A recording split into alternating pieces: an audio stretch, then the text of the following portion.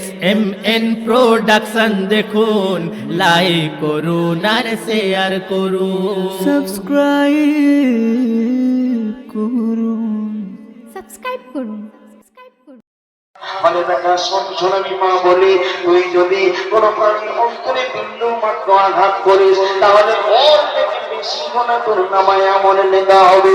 তাই আমি তোর মা, একটা কথা বলে রাখি শোন। তাই মা বলছে, আর বলে ওকে নয়ার কোনদিন ভুলেও যেন আর কোনদিন তারে ব্যথা দিও না। আল্লাহ পাওয়া নই রে সোজা। তাহলে আমি যে 24টা বছর ইবাদত করলাম, মা বলতে সব বেকার।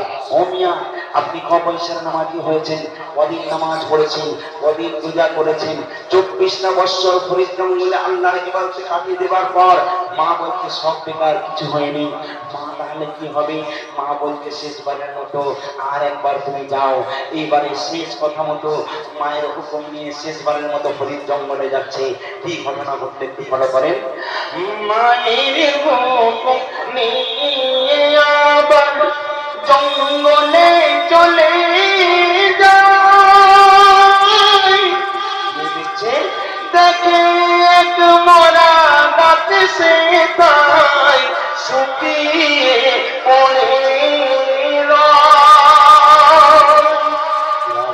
গাছ, যে গাছের ফুল নেই, ফল নেই, পাতা নেই, পুরো শুকনো খনখনে।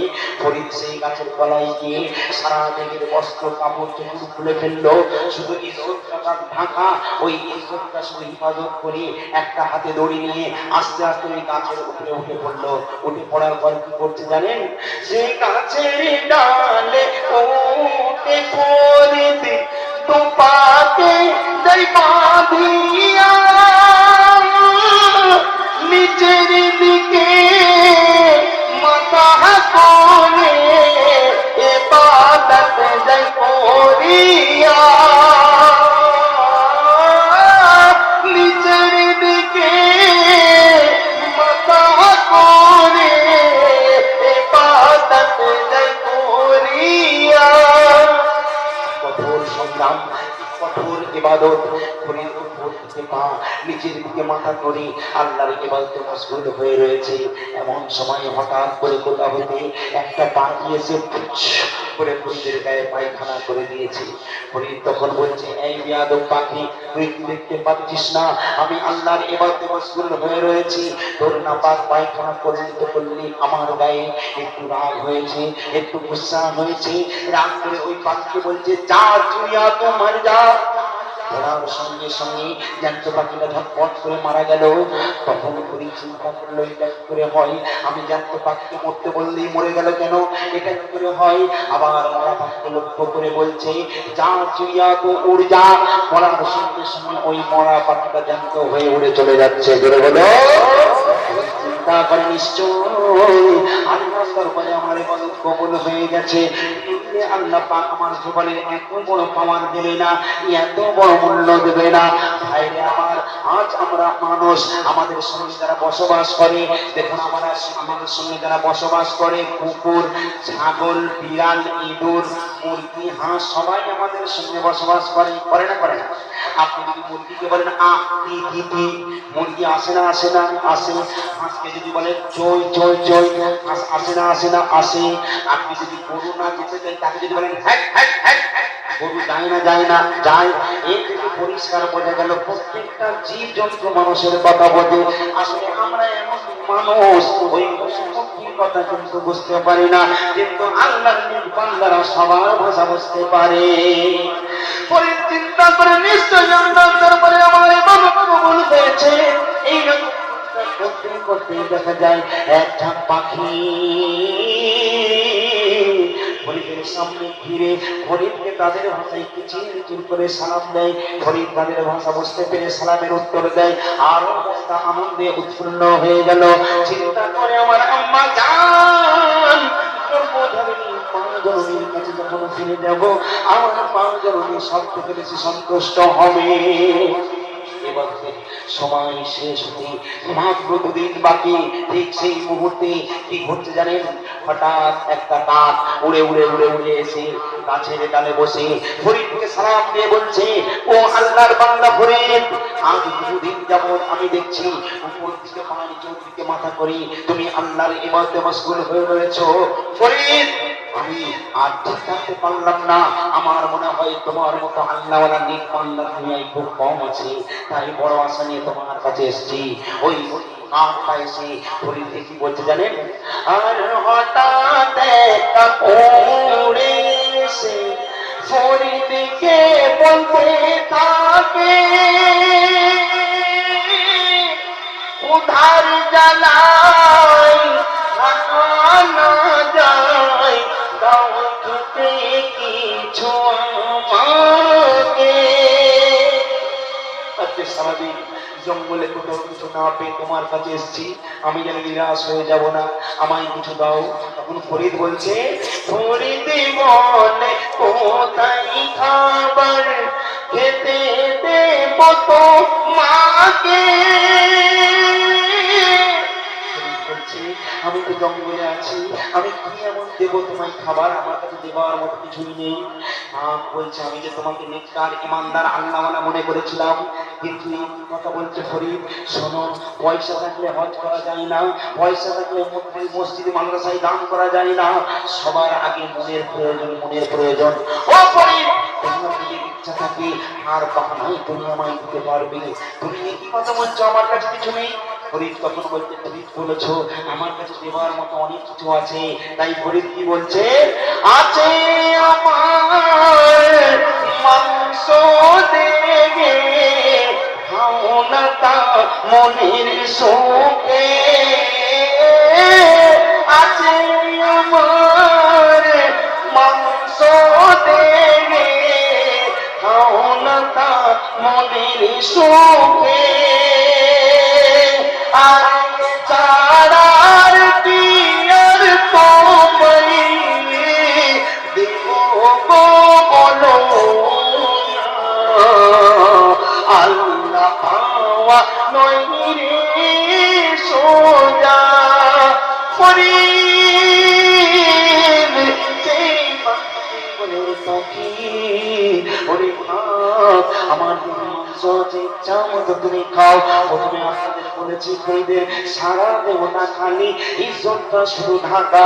ওই কাক উড়ে এসে ফরিদের কানে একটা ঠুকুর মারলো, বিরাট বড় বড় কাকের ঠোঁট, এই কানে মারলো, বুকের মধ্যে মারলো, পিঠের মধ্যে মারলো, প্রত্যেকটা দেহটা ঝাঁঝরা ঝাঁঝরা করে দিল, ফাঁকা রাখলো না। ফরিদের সারা দেহ থেকে গল গল গল গল করে রক্ত ঝরে ঝরে পড়ে। ফরিদ চোখ করে এক জায়গায় দাঁড়িয়ে রয়েছে, কিছুই বলছে না। ওই কাকটা সারা দেহটা ঝাঁঝরা ঝাঁঝরা করে দিয়ে একটা গাছের ডালে গিয়ে বসে বলছে, ফরিদ আজকে আমার সঙ্গে এমন দুর্ব্যবহার করলে, আজকে আমার সঙ্গে যে ব্যবহার করলে, এই ব্যবহারের কথা আমি কোনোদিন ভুলবো না। আমি কিয়ামতের ময়দানে আমি তোমায় ছাড়বো না, আমি আল্লাহর দরবারে তোমার নামে নালিশ দেব, তোমার নামে আমি বিচার দেব। তুমি আজকে আমার সঙ্গে তাচ্ছিল্য করেছো, আমার মজের গুণের ফায়দা তুমি লুটেছো। আচ্ছা, এই কেমন কথা?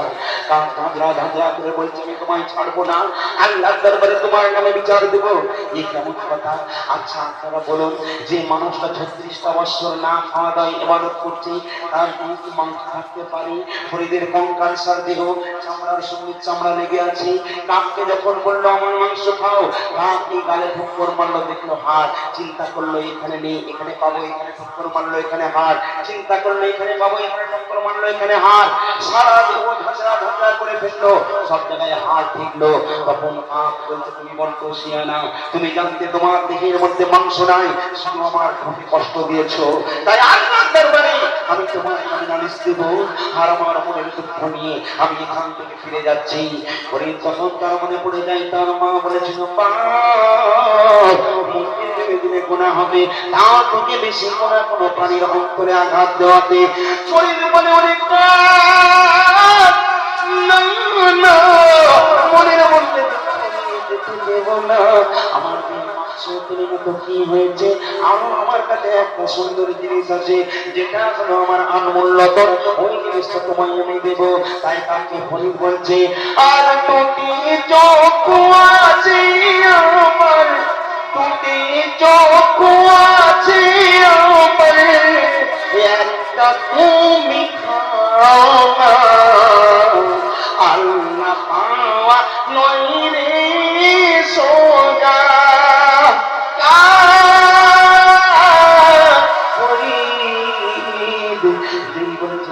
আমার একটা চোখ দিলাম খা, সঙ্গে সঙ্গে ওই কাকটা এক মুখ করে মেরে সারা জনমের মতো হরিদের একটা চোখ তুলে খেয়ে নিল। হরিদ সারা জনমের মতো এক চোখে অন্ধ হয়ে গেল, গল গল করে রক্ত ঝরে ঝরে পড়ে। হরিদ চিন্তা করছে, হরিদ বলছে আমার কোনো দুঃখ নাই, কোনো কষ্ট নাই, আমার দুটো চোখ নেই বা কি হবে, একটা চোখ আমার জন্যই যথেষ্ট। কারণ হরিদ চাই না তুমি আর টাকা,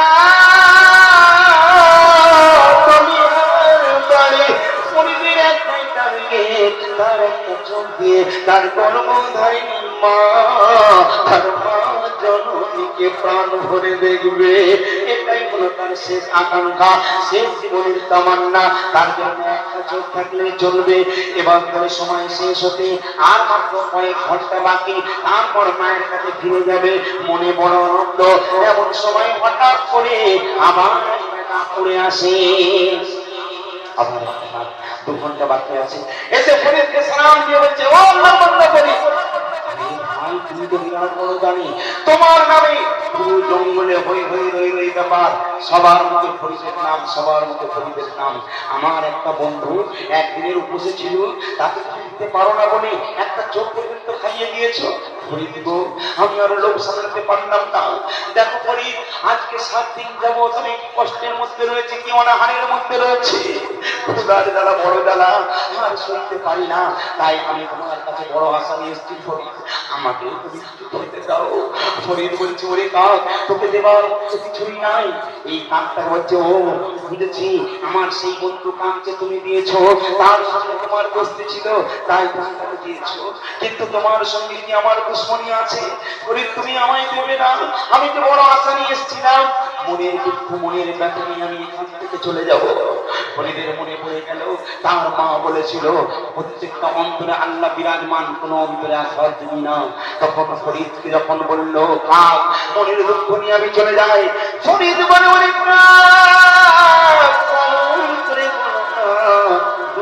আমি যেতে দেব না। সর্বশেষে ফরিদ ওই কাককে বলছে, ফরিদ বলে খুশি হও যদি, ফরিদ বলে খুশি হও যদি, এটাও তুমি খাও না, আল্লাহ পাওয়া নয় রে সোজা।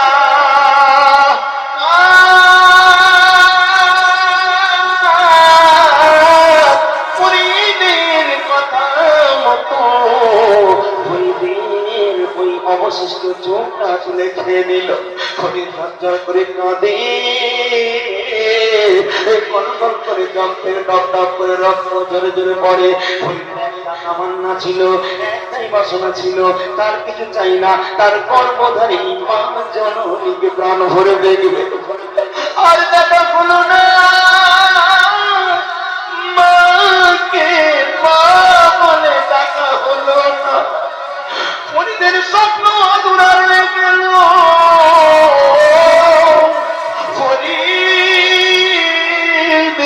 অন্ধ ফরিদ, দিনে পাগে যাই গো, পড়ে যায়, আবার গাছের টান ধরে উঠে দাঁড়ায়।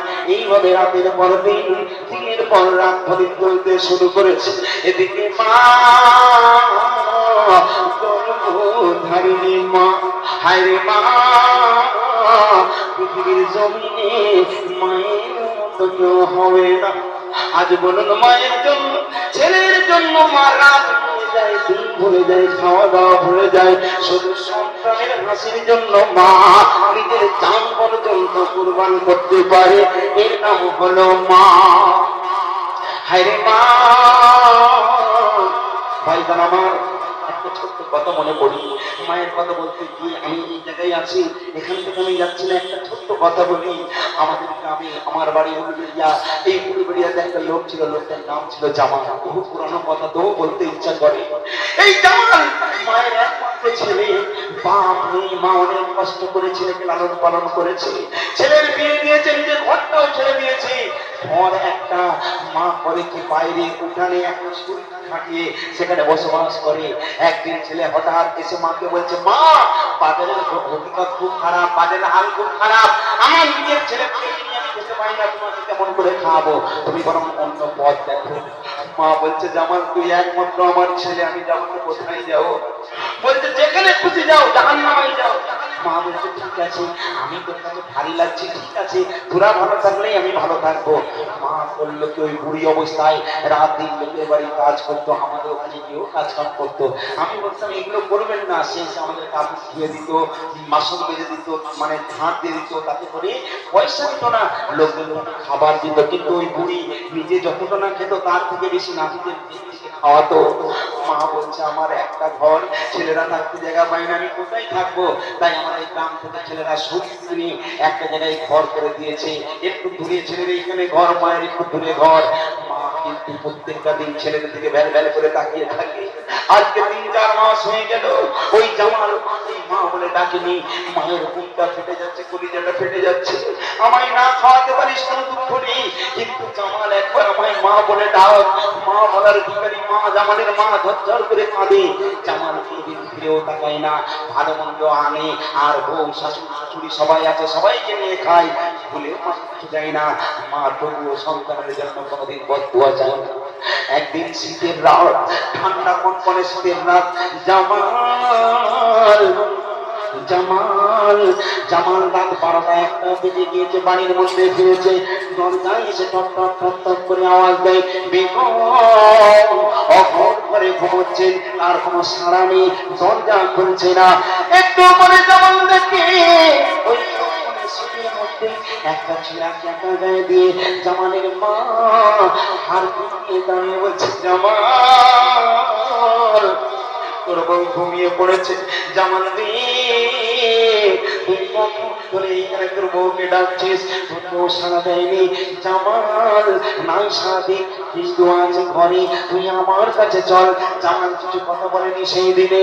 এইবারে জামালের মা জামালের হাত ধরে নিজের বাড়ির মধ্যে নিয়ে গেল, জামালকে বসিয়ে জামালের মা নিজের শাড়ি দিয়ে জামালের চোখটা মুখটা মুছিয়ে দিয়ে বলে, সেই কথা কি তোর মনে আছে? এমন একটা দিন ছিল জামাল রে, আমি তোকে খাইয়ে না দিলে তুই খেতিস না, আমি বলে না করলে তুই কারো বলে যেতিস না। জামাল রে আজকে সেই মাকে তুই ভুলে গেলি, আজকে মাকে মা বলে ডাকিস। জামাল তুই যখন কাজে যাস বাবা, আমি সর্বদাই তোর জন্য আল্লাহ দরবারে দোয়া করি, আল্লাহ আমার জামালকে কাজ কাম দিও, আমার জামালকে ভালো রেখো।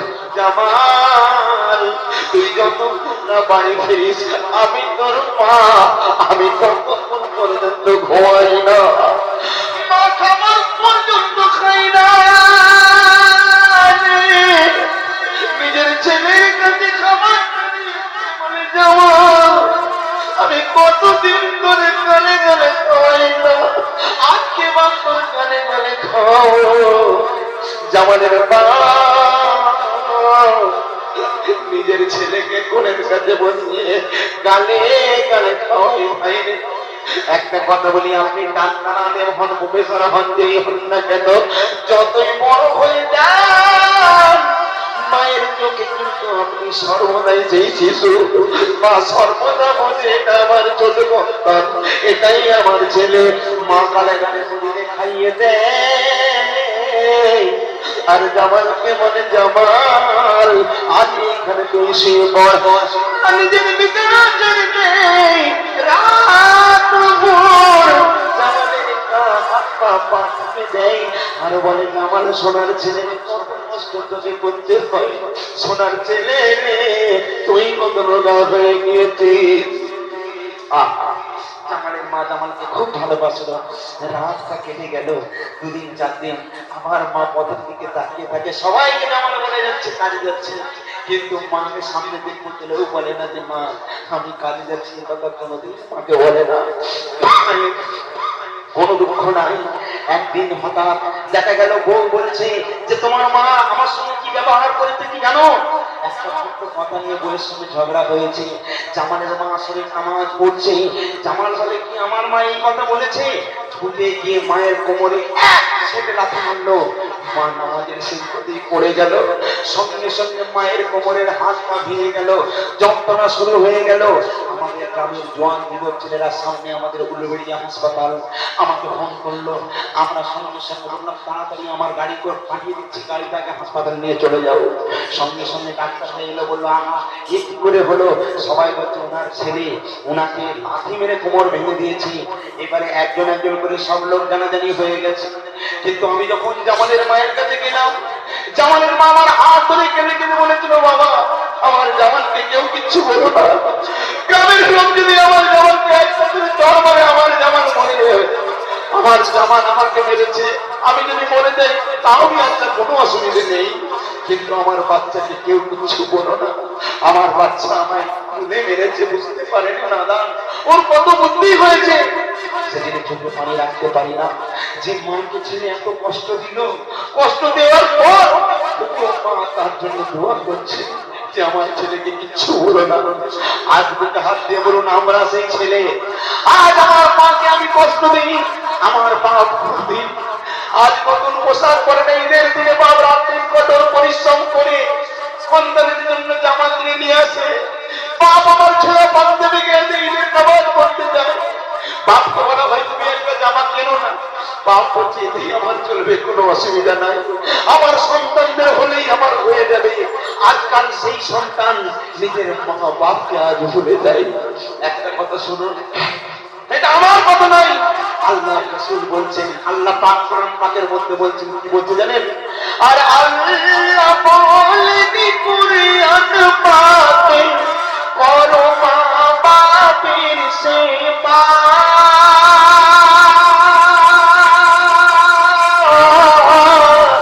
মা বাপের সেবাই পাবে গো তুমি মক্কা ও কাবা গো, মক্কা ও কাবা। কি প্রয়োজন হজে যাওয়ার, আসল কাবা ঘরে তোমার, তার সেবা করে কজনায়, হাত ছেড়ে ডোলে জোড়ায়। মায়ের মা আমার নবী দো জাহানের বাদশা আমাদের নিয়ে এইরকম সভা করছে, জলসা করছে।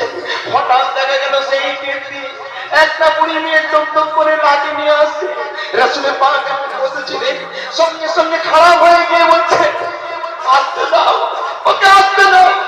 ওই মহিলা আসছে, রাসূলের পাক আমার তাড়াতাড়ি নিয়ে গিয়ে সেই বৃদ্ধা ওই কোমর ভাঙা মহিলাকে কোলে করে নিয়ে এসে রাসূল আমার যেখানে বসেছিলেন সেই জায়গাটাই ভালো করে হাত দিয়ে মুছে দিয়ে নিজের উন্নত সেই জায়গায় মিছিয়ে সেই মহিলাকে বসাচ্ছে।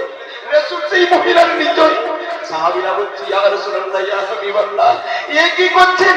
আপনার জায়গায় ওই মহিলাকে বসিয়েছেন, আপনি বসেই বসেছেন, তিনি কে? রাসূল পাক বলতেন সাহাবীরা এমন করে বলো না, একে বলো না, আমি তো সইতে পারবো না।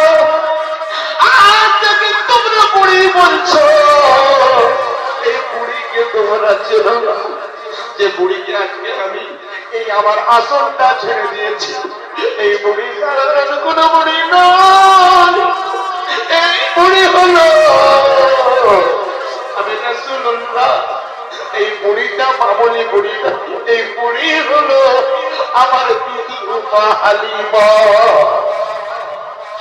রাসূল বলেন সাহাবীরা আমার দুধমা হালিমাকে এমন করে বলো না।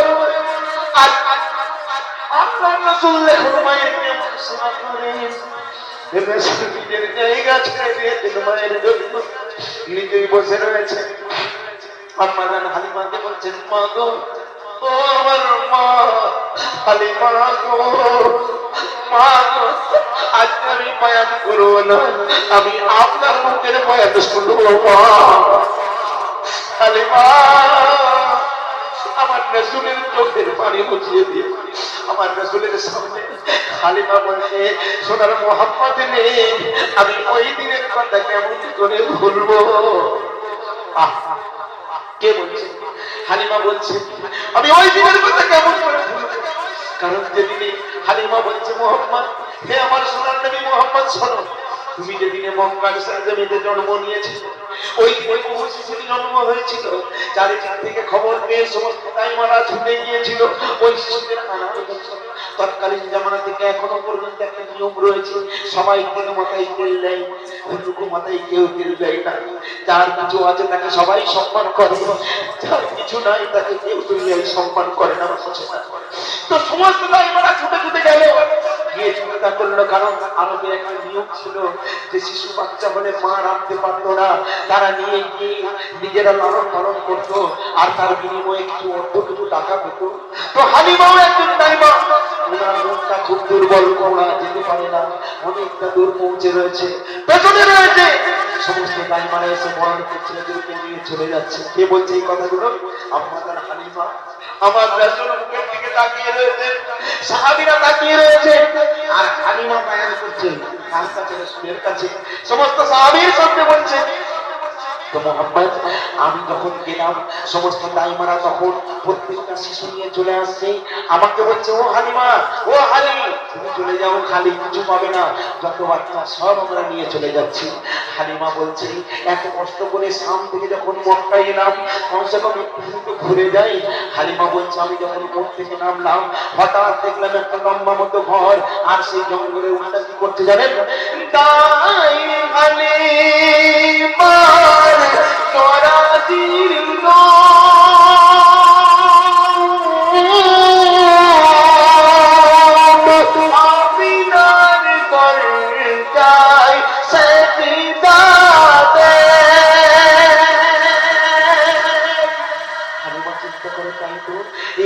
চোখের পানি ঝরিয়ে এখানে এইভাবে কেন চিন্তা করছি।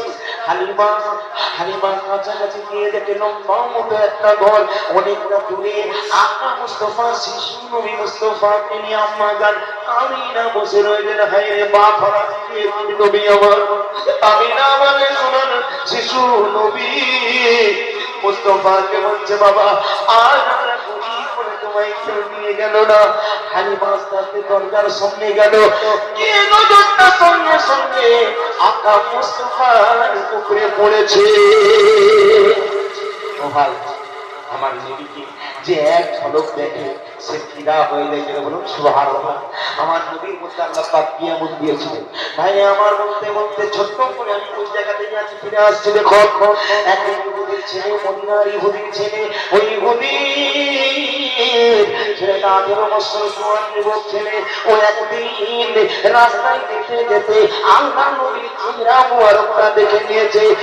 এত সুন্দর চেহারা, ওই চেহারা দেখার পর